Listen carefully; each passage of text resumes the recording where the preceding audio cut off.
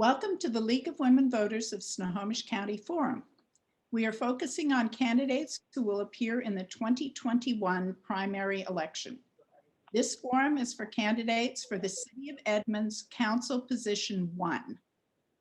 I am your moderator, Vicki Roberts-Gassler, League member and past president. Our candidates for the City of Edmonds Council Position 1 are Alicia Crank, Christiana Johnson, and Brian Hartman. The League has, as always, invited all candidates. Brian Hartman will not be participating, and Christiana Johnson is coming in by phone, so video will not be available for her. The League thanks all the candidates for running for office, for their willingness to serve the community if elected, and for participating in this forum. It is the policy of the League to be nonpartisan. Therefore, we neither endorse nor oppose candidates or parties. We do take positions on issues which we have studied and on which we have reached consensus. Ground rules for the forum were sent ahead of time to all the candidates, but let me briefly explain the question and answer period rules. The first 3 questions have been shared with the candidates. They are designed as an introduction to each candidate's qualifications and strengths. I will pose the questions. Each candidate will have 60 seconds to respond to each question. The 4th and final question will allow a 90-second answer. We are using a countdown timer that is visible to the candidates. It shows elapsed time, signaling when there are 15 seconds left and when time is up. Time limits on answers will be strictly enforced. When you see the timer turn red and hear the chime, you're done. I will change the starting order for each question, rotating between the 2 candidates. The order was determined to ensure a random and fair sequence. The order for the first question will be Ms. Crank and then Ms. Johnson. Let's begin. The first question starts with Ms. Crank. What are the major responsibilities of this office, and what skills are needed to perform them well? Thank you very much. There are so many responsibilities that come within this role, but the ones I'll hit on briefly is one that the major responsibility is to be a representative for all members of the community, not just certain pockets of it. And to also make sure that we're being responsible and timely in messaging and responding. I also would say that it is really critical to be able to create and support ordinances and legislation that's beneficial to the community at large. Not just residents, but also other community members that are business owners, those who work in the different businesses here, to be able to make sure that we're being a big picture thinker in passing these kinds of rules. But I think as far as skills are concerned, there's a lot of active listening that needs to happen. And also there needs to be a high level of transparency and communication. We need to make sure not only are we putting information out, but that we're receiving it back from the community members and putting it into practice. Major responsibilities and what skills are needed to perform them well. I think one of the most important responsibilities as a city council member is to work on the budget, because this sets forth how we will be spending money during the year. As a council member, you also need to prepare legislation, and you need to study all the issues and balance information and coordinate that with all the audience comments in order to make a reasonable and rational decision. So this is what I have learned during my many years on the city council. Thank you. Second question starts with Ms. Johnson. What are 2 or 3 major issues that need to be addressed by the Edmonds City Council? Well, I'll tell you what some of the issues that we're working now are housing. We need to develop housing policies based on the recommendation of the Citizen Housing Commission. That's number one. Number two, we have to have a good tree code that can protect our urban forests while protecting individual property rights. And number three, I think we need to take a close look at what is called, I forget, but it's the closure of Main Street. I think that is an issue that was important last year when we were in the throes of the pandemic.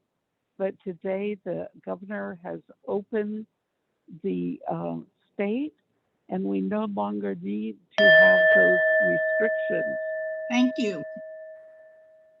Ms. Crank, 2 or 3 major issues needed to be addressed by the Edmonds City Council. I think that the overarching main issue would be transparency and trust. There's been a breakdown of both of those, unfortunately, over the past couple of years. So any other topics that we try to tackle are always going to be questioned and are currently being questioned because there isn't a lot of trust there and understanding, what's really going on and what's really going to happen, even though you're soliciting feedback. Housing affordability is the other piece. And as Ms. Johnson alluded to, the Housing Commission has made some recommendations. Council needs to start going through those and figuring out what should go to the planning board for further conversation, and also what will council decide on for themselves. I think one piece of the conversation that's missing around housing affordability and frankly density is how are we looking at this from the perspective of current residents who are trying to stay in the city? That hasn't been talked about, and it really needs to be addressed. Third question, starting with Ms. Crank, then Ms. Johnson. What qualifications and experience make you a strong candidate? Well, to summarize, I would say part of it has to do with the fact that, I spent the better part of 20 years in corporate America on the nonprofit sector and in education and leadership roles that required looking at budgets, creating those budgets, executing them, also fundraising and doing community outreach and programming to make sure that we work together as a stronger community. I think of all of my board and commission work over that same amount of time, the most prevalent has been my 5.5 years on the planning board, and also my now 3 years in currently serving as chair of the Snohomish County Airport Commission. I say those because it involves land use, it involves zoning, it involves budget, and those are things that we need to be able to apply as learned experience to be able to look at the topics we talked about, such as affordable housing and other land use issues. Ms. Johnson, what qualifications and experience make you a strong candidate? Well, my experience has been Edmonds City Council since 2012, serving on many, many, many boards and commissions. I have a master's degree in city and regional planning from Rutgers University. I have postgraduate training in transportation planning. I have a BA in political science. I've spent 30 years working on community planning issues, and I am a licensed professional planner. I believe that my public service background, my knowledge, my institutional knowledge, and my experience in transportation planning really qualifies me well for this commission. And I've gone through a budget cycle every year since 2012. So I have done the work, and people have watched me, and they know that I am very well qualified. Thank you. For this final question,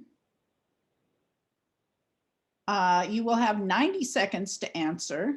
And the question is, what have we neglected to ask you that you would like to bring to our attention, starting with Ms. Johnson and then Ms. Crank? Well, you haven't asked me about walkable Main Street. That was the issue that I raised earlier. And I really think that it's time to the Edmonds City Council weigh in on whether this is good. We have many retail merchants who have petitioned the mayor to ask him to reconsider his decision for walkable Main Street. I think the other thing that we haven't talked about is Highway 99. We have a really great opportunity coming up to improve the safety and efficiency of that highway with access management controls. In other words, we're going to plant trees and have a median in the middle of the road and control whether you can take left turns. So that will cut down on the safety concerns out there. And we have a real great opportunity in the International District to develop a community out there. And I think that the Highway 99 project is going to take many, many, many years, but we're starting now. And this is a great opportunity for everyone in the community to get involved. There are meetings that can be attended by Zoom. Thank you. Frank Hess, who is now going to spend 90 seconds telling us what she thinks we've neglected to ask and would like to add to this discussion. Thank you. I wouldn't call it neglect, just there's a lot to cover in such a little bit of time. I would say there's a couple of things. One is around economic development. As Ms. Johnson again, talked about, is walkable Main Street is a part of that, but there needs to be more equitable distribution of being able to support other retailers and merchants throughout the city of Edmonds. We're just now starting to do an urban market up along Highway 99 on the south end, which is where I used to live, so this is welcome news. But there are still pockets like Furdale Village and Westgate that still need to get the same amount of attention that we've given downtown Edmonds and the waterfront. So that's one area that we really need to be able to start spending some time around. And the second really has to do around smart growth and development. What I'll say is we know that this area is growing, people are moving, housing affordability is an issue. But what I will say is that density is coming, but I don't believe in density for density's sake. It has to be smart growth. We have to be able to look at things on a project by project basis and see if it makes sense to add density to those areas. I think when we talk about things as a blanket decision, whether it's all or nothing, we're not going to get anywhere fast. We have to be able to make sure that we are looking at it per project, per area, and then vetting out what makes the most sense for our residents now and into the future. Thank you. This concludes our forum. A recording of the forum will be available on the League of Women Voters of Snohomish County website and on our YouTube channel, and will be aired on KSER 90.7 FM. You can find the full schedule of candidate forums at our website, LWVSNOHO.org. We encourage all voters to explore additional information about these and all other candidates. The Snohomish County voter pamphlet will be mailed soon. It will be mailed to residents starting on July 14th. Primary election ballots will be mailed on July 15th, and the election day is August 3rd. Please vote. Again, thank you all for joining us.